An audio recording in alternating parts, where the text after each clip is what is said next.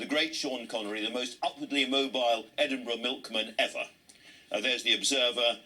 Johnson's U-turn puts country under tough new lockdown. It says the Sunday People, there's the names was Bond, James Bond, lockdown nightmare.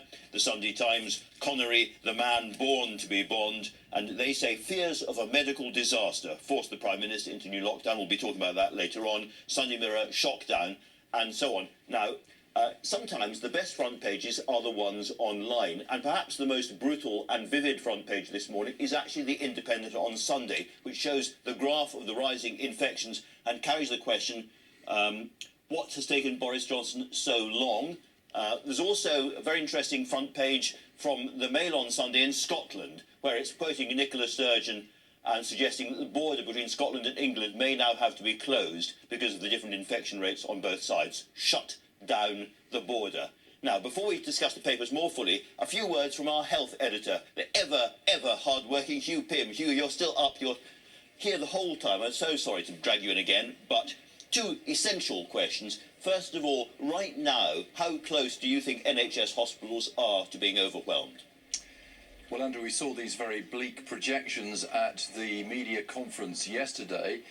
More of that in just a second. But yes, right now there are some hospitals, by no means all, who are extremely busy and who are having to postpone routine surgery procedures and appointments because of the sheer number of COVID patients. Now, the forecast that we saw suggested that hospital admissions daily and deaths each day would rise above the previous peak back in April if no action was taken. Chris Whitty, the government's chief medical advisor, saying the NHS would be in extraordinary trouble in December if there was no intervention. And we saw charts suggesting that all hospital capacity in England that was available, the so-called surge capacity as well, would not cope even if routine operations had been postponed. Now, just to be clear, it's not just the NHS. President Macron in France and Chancellor Merkel in Germany, announcing their lockdown measures, said their hospitals were on the verge of being overwhelmed. But we have this very strange and slightly unsettling phrase that admissions and indeed deaths are already baked in. In other words, the numbers are rising already. So even with this lockdown, are we going to see hospitals in trouble in Britain, do you think? Well, it's an interesting point. It's a very sad and tragic reality. There are people getting the virus now and who will do over the next few days. Some will become seriously ill and end up in hospital, and very tragically, some won't survive. They are lagging indicators, so whatever happens later after the lockdown is introduced in England, that won't change for a little while. Downing Street will hope that the infection rate does come down by early December to show some impact of the new measures, but those hospital admissions and those death figures may well carry on going up for a little while, even with this intervention. Hugh Pym, thanks again for coming in. You're a real gent, thank you. And now to the politics of it all, and Vicky Young. Vicky, yesterday was an absolutely extraordinary day. We had been told all the way through for weeks and weeks and weeks now that there was not going to be a national lockdown. We'd had ministers ridiculing the Labour Party and accusing them of playing politics by asking for a circuit breaker or a lockdown.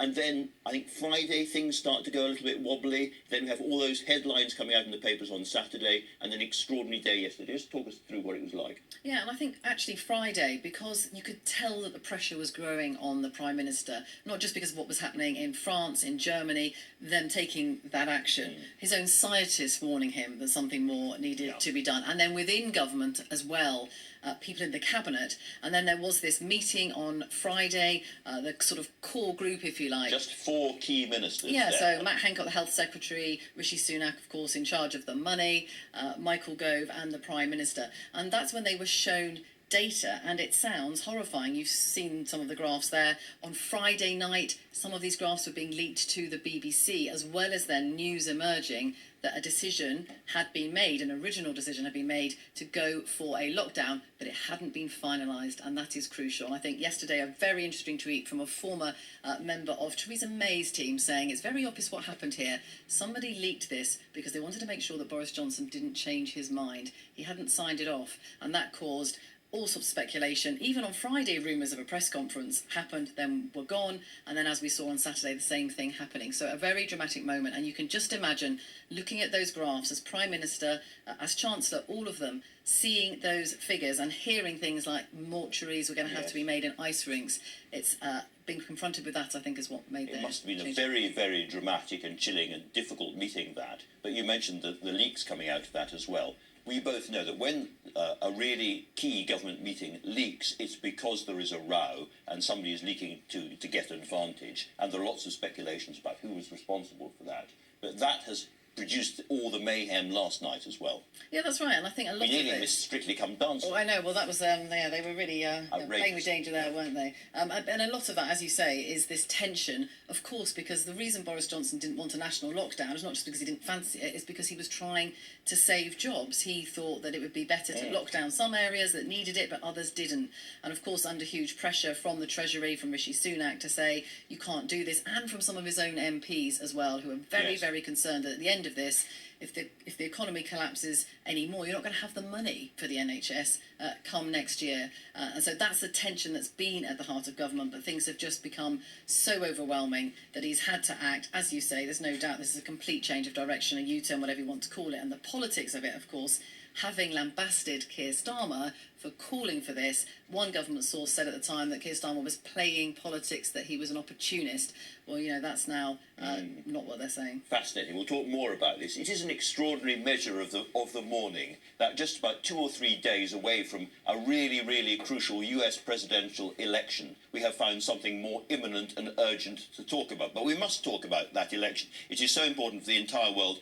Sarah Baxter, you're in Pennsylvania. You've been watching it very closely for the Sunday Times. I'd like you to talk us through some of the coverage this morning. But before I do that, it's really interesting. Virtually every commentator, virtually every paper is still hedging their bets. They're still saying Biden might lose, Trump might pull it off at the last moment. It's almost as if President Trump has spooked the entire media community.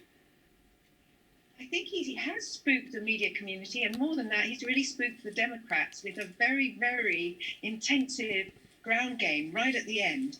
And Joe Biden has been very quiet throughout the campaign, really, and he hasn't emerged that much, apart from a very few carefully planned rallies since the debate.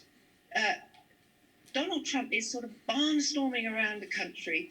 The big question, of course, is it too late for him? Because a lot of people have already voted, as you said on the news, two-thirds rather of the American electorate have already voted. But he's got a ferociously energetic closing game. He's going to about 5 states today, stopping off at the end of the night in Miami, and he's doing everything he can to pull back every last vote. And you were saying in your column this morning that he's also being very, very funny at Joe Biden's expense. He is. He's got great comic timing. I hadn't fully appreciated that till I went to a Trump rally myself. And things that don't always translate well on TV are really entertaining in the flesh. He's got that sort of entertainer's persona. And people his fans like that. And so what people are looking at now are not so much the national polls. Nobody's even really watching them at all, which show a very comfortable victory for Joe Biden. What they're looking at are these rather tighter state polls in places like Pennsylvania, where I am now. And in particular, people are very spooked by a poll in Iowa, not the biggest state nor the most important, but a poll has just come out showing Donald Trump 7 points ahead of Joe Biden. And in 2016, that Iowa poll was the gold standard that noticed the last-minute shift away from Hillary Clinton to Trump. So very, very the Democrats fear his dark magic that he could pull this off again.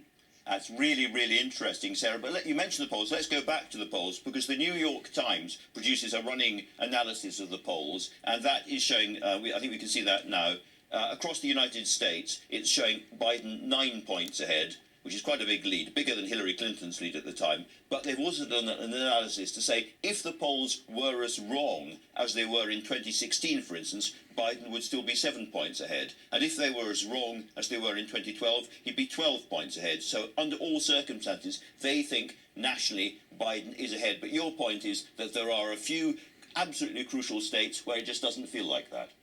It doesn't feel like that here in Pennsylvania, but of course, you're absolutely right. The polls show quite a convincing Biden win, and the Democrats have a phrase for their own side who are getting all nervous. They call them bedwetters. They say, come on, Joe Biden's got this. Look at those polls. But nobody's taking anything for granted here, just because it's also very much a coronavirus election versus economy election. And of course, the two things are entwined, as we know from Britain. And Donald Trump is pushing this optimistic, if fake message, maybe, we don't know, that, don't worry, coronavirus will disappear. And we're turning the corner, he says. We're turning the corner. Yes. Yeah, it doesn't feel like it, I have to say. Cases are rising. But, that's an optimistic message. Joe Biden's sounding rather gloomy. Sarah, you got up in the middle of the night to do this for us. Thank you so much for that. And now back to Vicky and the story that we're obsessed by here, of course. A&E will turn away patients if virus is not reined in, it says. So there's a real danger of people who are waiting for not necessarily just routine operations, but some quite serious operations, not being able to get them again. Yeah, and that's what they're very worried about. And in the end, what's happened here is the same message as March. It's don't overwhelm the NHS. Now, there's two things about that. If we just look here, this is about the test and trace. Now, we know the whole point of test and trace in the Sunday Times, was so that you could stop the NHS being overwhelmed by finding people and isolating them. There was a glitch in the app. We've known it hasn't worked very smoothly. It was only fixed on Thursday, but it meant that people were not being told to isolate when they should have been. And I think that's the problem you have here, because some of these things have gone wrong. It's extraordinary, isn't it? Is this the same app where we have almost nobody who uses the app to check in to pubs and restaurants, when pubs and restaurants were allowed to serve us, of course, is then picked up by the system either. So it's the unappiest app in the history of apps. Yeah, it is. And I think the problem here is that was supposed to be one of the frontline ways of stopping all of this happen. And I think there is worth one other thing talking about, which is the furlough scheme. We know about it as being really important to lots of people. The fact it's being extended. I think politically, this is a bit of a problem in some ways for the Prime Minister, because we've ended up in a situation where there was a huge row with Greater Manchester, Andy Burnham, saying we can't find this 5 million. He was making the point that places, Greater Manchester and others, have been in virtual lockdown for months. They didn't have that same generosity coming of the furlough scheme, and now the money has been found. He wanted more than 67%, didn't he? Yeah. And they said there's no money for that, and now it's national, it's 80%. Yeah, so the furlough scheme continues as it was. It was supposed to end last night. It's going to continue, which is 80% that people will be paid. And of course, that is not what was given to Greater Manchester and other areas of the north who've been under these sort of restrictions. So that is not going to go down well. It's causing a lot of an issue within the Conservative Party, because of course they have a lot more MPs representing those areas. So I think politically they feel that has not been handled well at all. Very sure. Vicky and Sarah, thank you both very much indeed for that. Fascinating. And so to the weather. The weather this morning, wild storms thrashing in, cold, wet, and not much more appealing than the political news. For further detail, over to the excellent Matt Taylor in the weather studio. Matt, with a storm. Thank you very much.